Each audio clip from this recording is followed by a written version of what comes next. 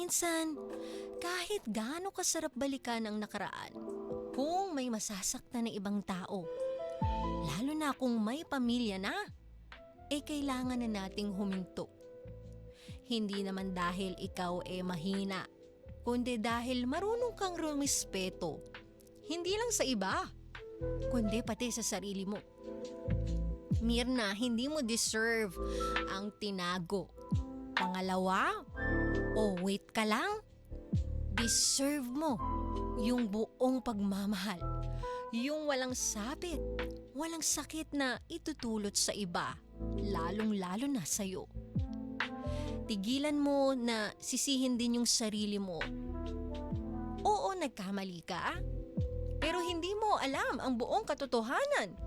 Niloko ka rin. Tinago sa'yo ang isang napakalaking bagay na may pamilya na pala siya. At sa kahit anong anggulo natin tingnan, hindi mo kasalanan ang kasinungalingan ng ibang tao. Diba kaya niya tinago yan sa'yo kasi alam niyang bibitawan mo siya at mawawalan siya ng option. Kaya pinilit niyang huwag mong malaman.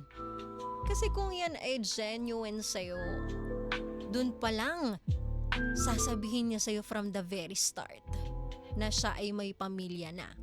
At kung ayaw niya na talaga doon, bago siya magparamdam sa'yo, na-settle niya na yung sarili niya doon, na-exit niya na ng maayos. So ngayon, alam mo na, may choice ka na, Mirna.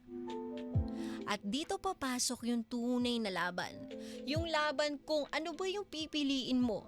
Yung pagpili kung ipagpapatuloy mo pa ba ang yung mali? O tatapusin mo na habang maaga pa? Kasi hindi lang ito tungkol sa nararamdaman mo. Tandaan mo may isang babae doon na walang kaalam-alam. Na unti-unting nang nasisira ang kanyang mundo. At kahit hindi mo sinasadya, nagiging parte ka nun. Gusto mo ba ganun din ang gawin sa'yo ni Tupe? Nagawa nga niya dito Isipin mo pamilyado na sila, nagawa niya. What if pa sa'yo?